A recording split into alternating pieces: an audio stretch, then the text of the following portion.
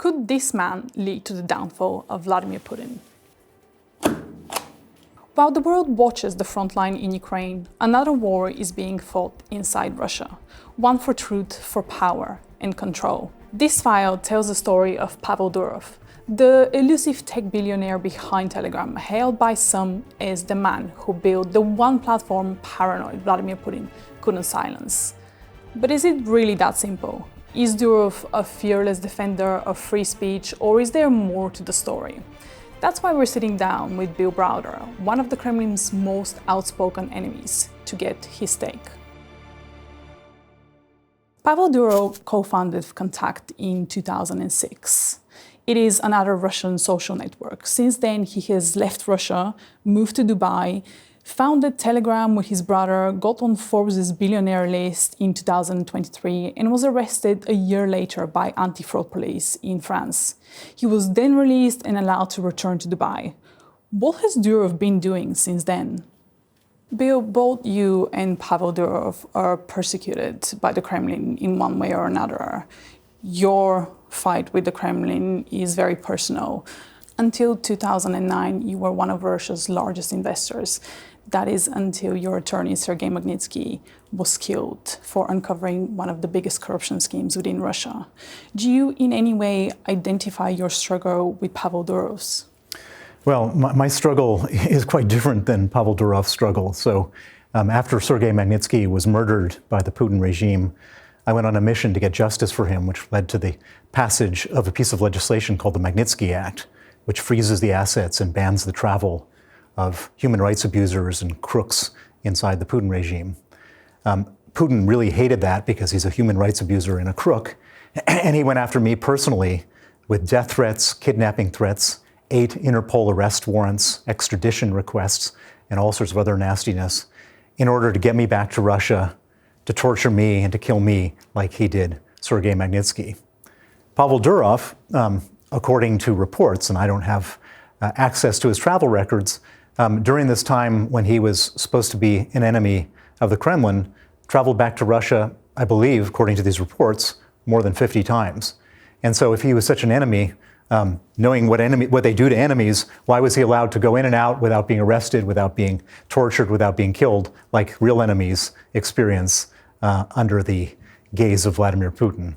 So it's not really as black and white as we might think it is. He might not actually be persecuted by the Kremlin. Well, there are many people that present themselves as enemies of the Kremlin and actually have some type of arrangement with the Kremlin. We don't know, but I think it's unlikely that he would freely travel in and out of Russia on numerous occasions if he had been a real enemy of the Kremlin. They don't tend to let their enemies go. What has been Russia's attitude towards social media in general, not just Telegram, since the start of the war? Well, once the war started, the Russian government, or I should say the Putin regime, was desperate not to have people being told what was really happening with the war inside of Russia. So what did they do? They got rid of Twitter, or X as it's now known. They got rid of Instagram. They got rid of the BBC News and the New York Times, and they got rid of all sorts of other messaging apps. But they didn't get rid of Telegram. And so Telegram became one of the principal ways in which people were able to communicate, were able to talk about news and to talk about various events. So first of all, if Telegram had been such a thorn in their side, why did they allow Telegram to exist and not, for example, WhatsApp or Instagram? And so that's the first question I would ask in relation to this whole theory that Pavel Durov is a big enemy of the Kremlin. It's a completely valid question, and us journalists have been following Telegram and, pro-war propagandists coming straight from the Kremlin since the very start of the full-scale invasion. And, this is just one of the propagandists. We also follow Dmitry Medvedev, who's one of the biggest Kremlin man who has more than 1.7 million subscribers. So my question is, how was Telegram really allowed to exist? So much is shared on the app, and both Russia and both Ukraine have been using it in very different ways. Well, we don't know what's in the mind of the FSB censors, the FSB being the successor organization to the KGB. Perhaps this is a way for them to, if they had some backdoor entry into Telegram, maybe they could keep track of who was saying what, who was on their side, who was against them, as a way of monitoring social behavior. It's impossible to get inside the minds of evil dictators and understand why they allow some things and don't allow other things. They also allow, for example, YouTube. YouTube is still functional in Russia. Why did they allow YouTube and not X? Why did they allow Telegram and not Instagram? Who knows what their logic is? But for some reason, they did allow Telegram, and as a result of allowing Telegram, it created a system where like 85% of Russians use Telegram. And so let's say that they wanted to allow one and have some access to it. We don't know how or why. And that everybody goes into that one, then they can now see what everybody's doing. There's no mystery because that's the only one that's allowed. I tried to find you on Telegram. Do you have an account? I do not. Why do you not have a Telegram account? Well, in my mind, it's run by a Russian who's supposed to be an enemy of the regime, who travels back and forth to Russia without any problem. Why would I put myself in that kind of danger by having an account on Telegram? We have seen a lot of losses on the front line, specifically Russian losses.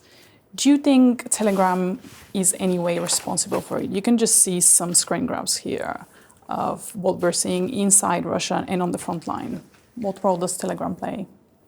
Well, I don't know how the Ukrainians are using whatever information they gather on Telegram, but there's a lot of people saying a lot of different stuff, perhaps not even so discreetly from the Russian side, and perhaps that gives the Ukrainians some opportunity to target people. But again, I can't sit inside the minds of the Ukrainian military to know how they're going about targeting people and situations, but they're very clever. They've figured out a lot of different ways of doing things. I suspect that they're fighting for their very existence, and so I imagine that they're going to be as industrious as they could possibly be. And if somebody is saying something stupid on Telegram, which allows them to figure out where somebody is or who's communicating with who, or perhaps an action or an inaction that is being taken on the battlefield, then of course the Ukrainians are going to take advantage of that. Absolutely.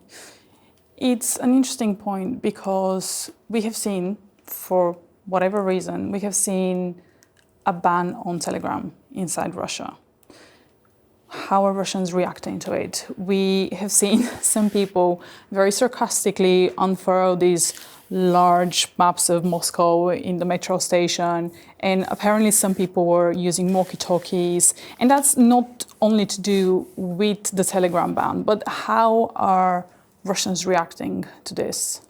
Well, so the objective of Putin in fighting this war was when he started the war, he didn't want to even call it a war.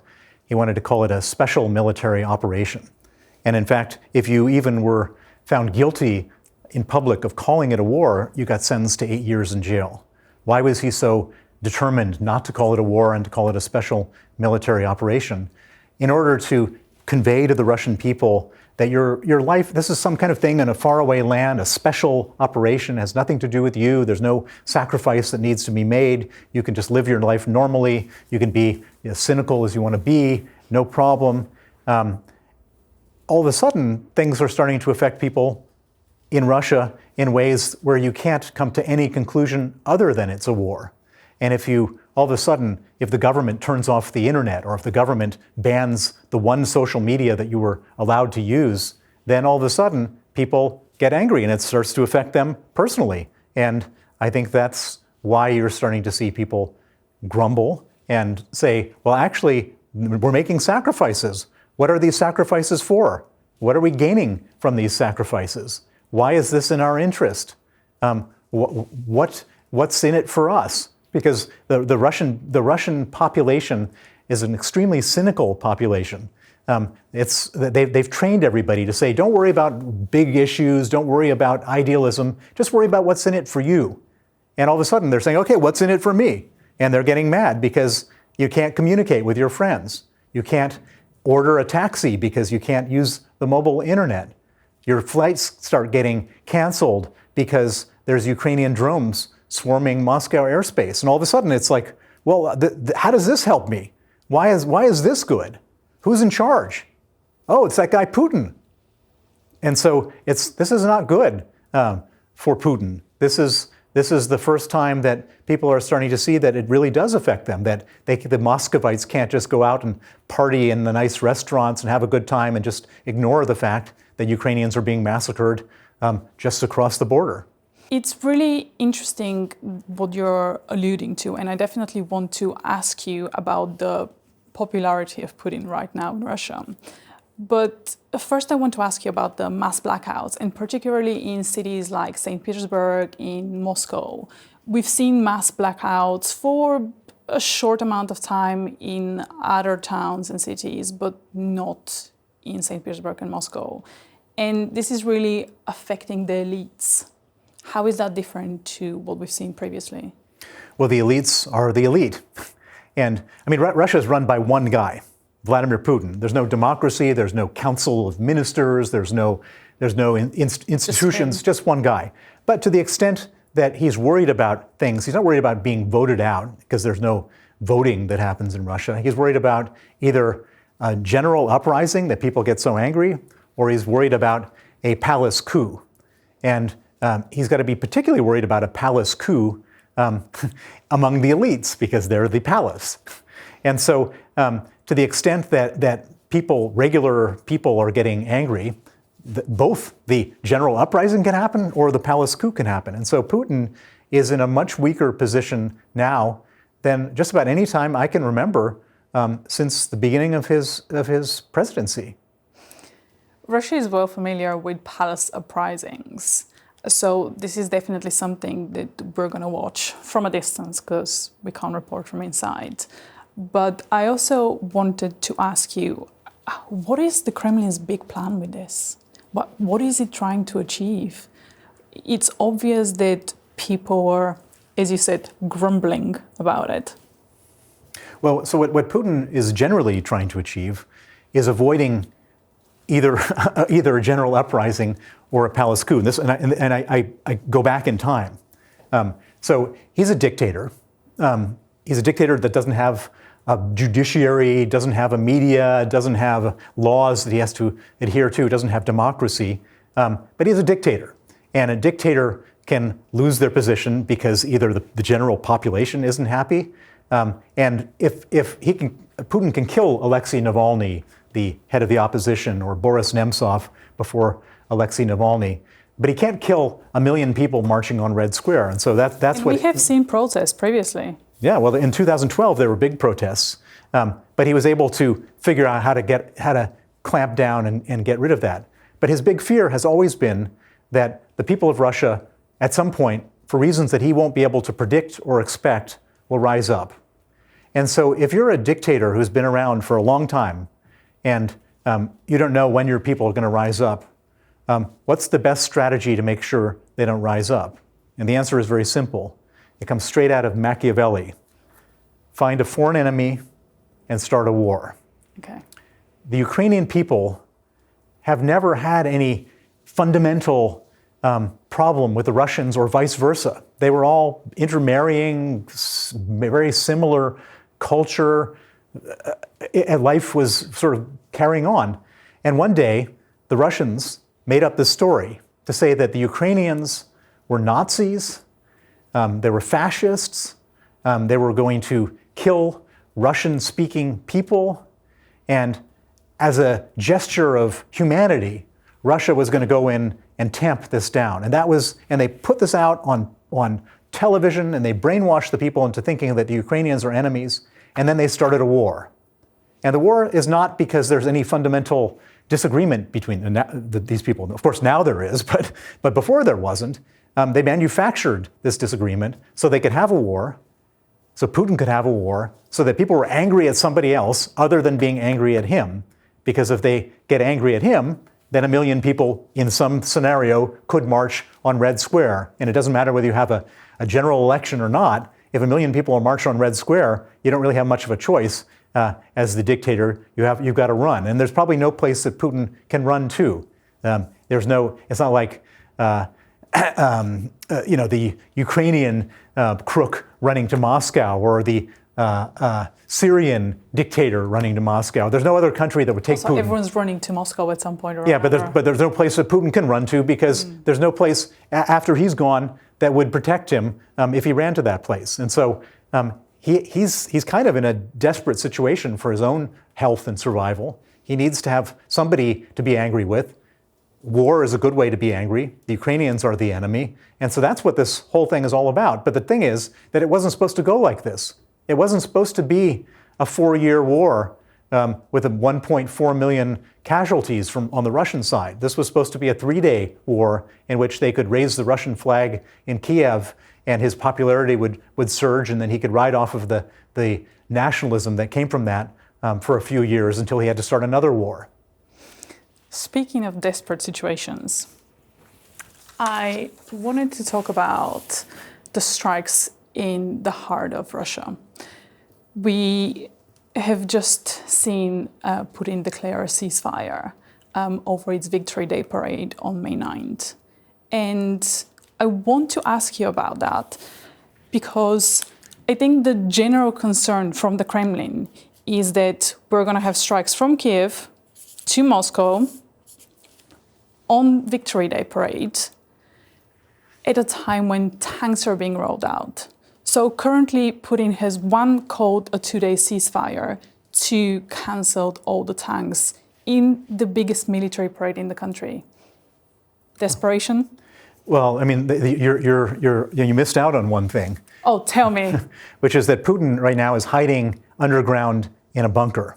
He's so scared that either someone internally or someone externally is going to kill him that he is now hiding underground in a bunker. He's not going to his house in Valdai. He's not going to his house on the Black Sea. He's underground.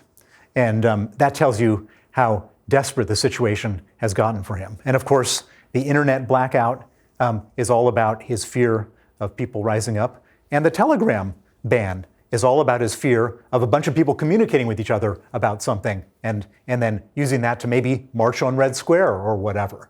And so that's his, he's in a bad situation for a dictator.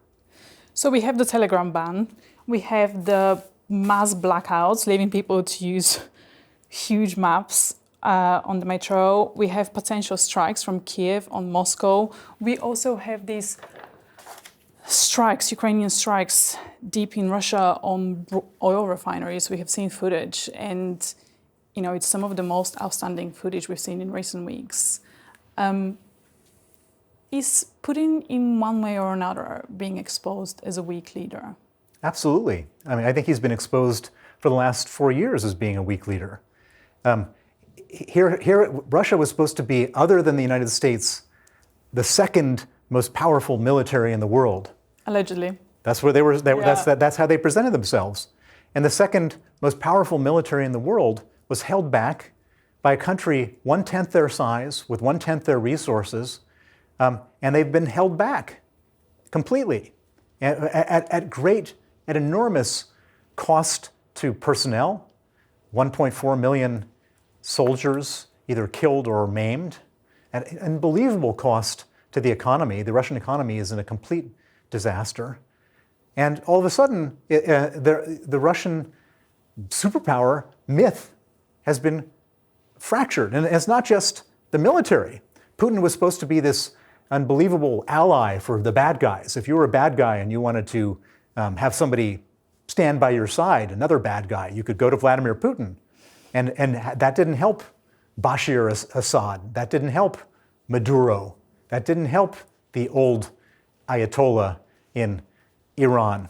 That didn't help the Armenians when the Azerbaijanians took Nagorno-Karabakh.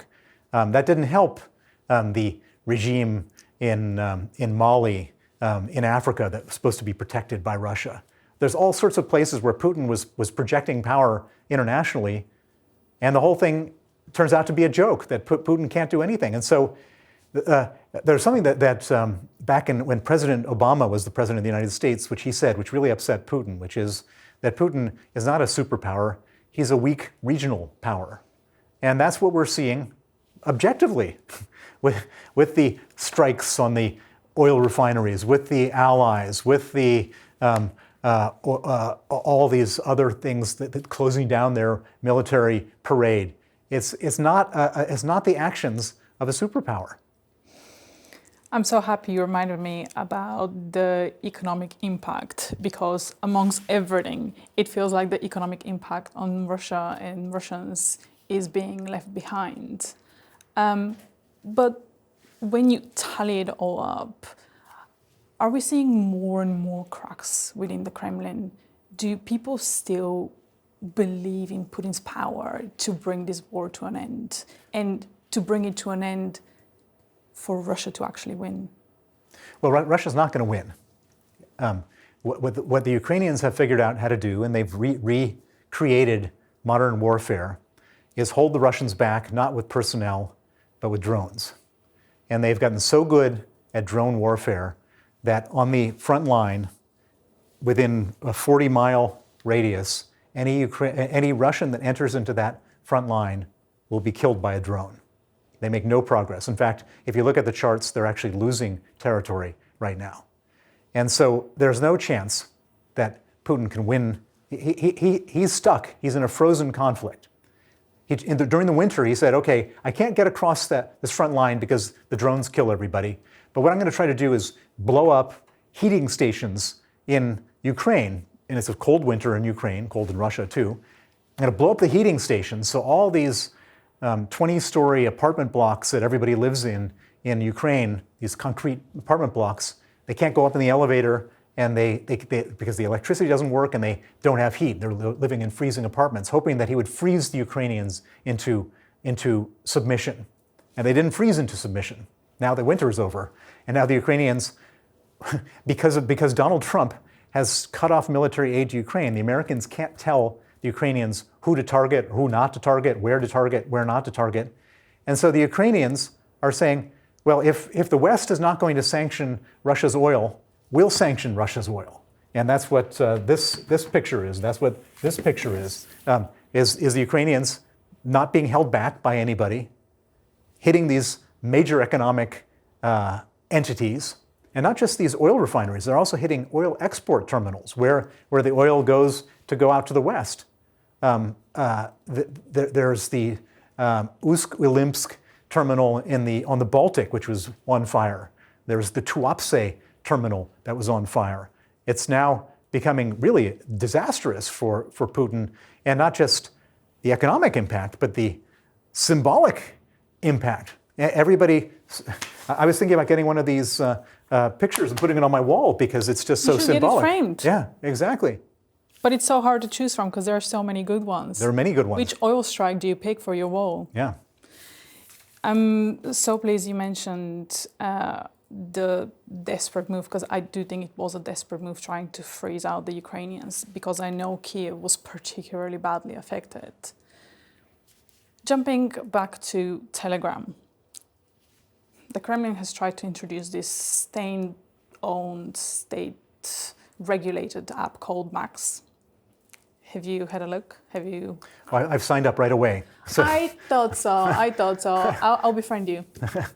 Well, I don't think that any Russians want to sign up to this Max. And from what I've read, Pavel Durov has found some kind of way around the Kremlin ban on Telegram, and so people are still using it. But I think that the technologists will eventually figure out how to ban Telegram, and then Russians will have to figure out whether they want to just not communicate or communicate under the watchful eye of the FSB. And I guess if they have no choice, they need to communicate. So they probably will eventually adopt this new Russian government system. But what is the point of Max? Is it to control the Russians, or is it to try and repair these cracks? Saying, we've banned Telegram, but we give you this new and shiny app called Max. Well, for whatever reason, they don't believe they control Telegram. I don't know whether they control it or don't control it or what the relationship is, but it's a murky, non-transparent relationship as far as the outside world is concerned. And so what they don't want to have happen is a viral movement to come through Telegram where everybody says, okay, let's march on such and such a day and march towards Red Square, and the first 1,000 marchers get shot, and then people continue marching, and then the soldiers stop shooting, and then all of a sudden 1 million people are surrounding the Kremlin, and Putin tries to desperately get out of there, and then he gets hung by his own people. That's his worst fear. And so he doesn't want people to be virally communicating for the message to march on Red Square. If you control the government, you Vladimir Putin control the Max system, people can communicate about groceries and dating or whatever they're doing. But if all of a sudden you're worried about all that stuff, you can just stop it. And if you control it, then it's stopped. And I guess that would be the hope and the dream of Putin, which is that social control. For a long time, the assassination of Vladimir Putin has kept us journalists busy and sort of the biggest threats to him. And I want to ask you whether this is his biggest fear and what is he trying to do about it? His biggest fear is his own personal survival. He is a sociopath. He doesn't care about anybody other than himself, but he cares very deeply about himself. And he understands that he's been around for a long time. And there's no exit strategy for a dictator that's been around for 26 years. That's not like he can just say, you know what, I've had enough, I'll let somebody else take over, I'm going to retire I'm going to run the Putin Presidential Library, maybe I'll paint on odd days and so on. That's not how things work in that part of the world. If Putin, for any reason, were not in power, they would come on him like wolves. And they would take his money away, they would put him in prison, and they would probably torture him and kill him. That's what happens to these types of regimes. He understands that, and so he's desperately afraid of anything like that happening to him. The only way to prevent it from happening is to stay in power, and he's been very good at preventing any of these things from happening. And he's a paranoid man. He has everybody looking at everybody else. He's arresting people he suspects of disloyalty. It's a very dangerous thing to be disloyal to Vladimir Putin. Many people have died who have thought about it, and it's worked so far. And so the only way it's not going to work is if they see him being weak, and enough people see him as being weak so that they decide, in however these decisions get made by whomever, that someone's going to make a play. And by the way, when this happened with Yevgeny Prigozhin was the head of the Wagner Group, this paramilitary operation which was making up for all the deficiencies of the Russian official military at the very beginning of the Ukraine war. And then the regime or the people around Putin turned against Yevgeny Prigozhin, and then he started to go after them, and then he eventually was starting to march towards Moscow. And what was very interesting is that two things. One, if you watch Flight Radar, which is the private jets, we love Flight Radar. They all started taking off from St. Petersburg and Moscow, all the rich guys, because they were afraid of what would happen if Prigozhin came in. And the second interesting thing is that the Russian people weren't saying, oh my God, you're going after our beloved President Vladimir Putin, we're going to stop you, we're going to shoot at your tanks. No, they were taking selfies with the soldiers and offering them flowers. And everyone was just trying to figure out who's the boss, who's going to be the boss so we know who to report to. There's no loyalty to Putin, there's just loyalty to whoever the strong man is. We have obviously seen attacks on Moscow, and I'm actually going to put a pin here to make sure we know where the attacks are. We have seen the refinery strikes. When we're talking about an assassination on Putin, are we talking about a Ukrainian strike on Moscow? Are we talking about Ukrainian soldiers being deployed, or is it soldiers within his own country? Or are we talking perhaps about a palace coup, as you called it? Well, so here you are laying out some of the options. You don't think that Vladimir Putin has thought about these things? I'm sure he has. He spends every day thinking about these things, and he spends every day figuring out how he has to avoid, this, and that. And so, and the one thing, he's not very good at most stuff. I mean, if you look, the Russian economy is not doing well, it's never done well. It's not a place of innovation, it's not a place of population growth, it's not a place of anything good. He's bad at everything except for one thing. He's a very good paranoid dictator, and he's very good at staying alive. And so my money would be on none of these things happening, because Vladimir Putin is, people have counted him out so many times, but he's got the one benefit that most other world leaders don't have, which is that he's running a dictatorship where he can wait it out. He can wait it out, and he can, in the meantime, he can arrest people. He can use his secret police. He can kill people who he thinks are a threat. And so, all likelihood, Putin will be around for another 10 years, and we'll be dealing with him for a long time to come. So you still don't think that this new reality that is ongoing in Russia could lead to his downfall? Well, so it's impossible to know what might lead to him being overthrown. And you can never predict in any country when the dictator falls. Dictators do fall. They fall pretty often. But you couldn't have predicted the Arab Spring. You couldn't have predicted Mubarak, the dictator in Egypt, falling. You couldn't predict the Syrian dictator falling. You couldn't predict Yanukovych falling. They fall when they fall for reasons that are impossible to predict. There's a simple mathematical equation, which is, are people angrier than they are scared?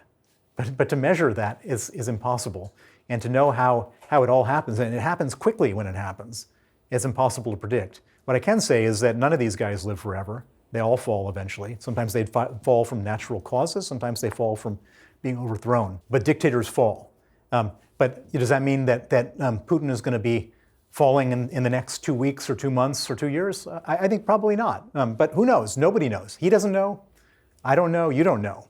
And when it happens, it'll all happen very quickly. But I think it's kind of a fool's game to try to predict that Putin is going to fall just because there are these ugly signs of weakness right this second. It is hard to imagine that something as little as the Telegram ban could lead to the downfall of Putin and the entire war apparatus. All eyes are now on the Kremlin, but perhaps we should divert them to Dubai, where Pavel Durov could be plotting something big. Is this the clear sign yet Putin's downfall is imminent?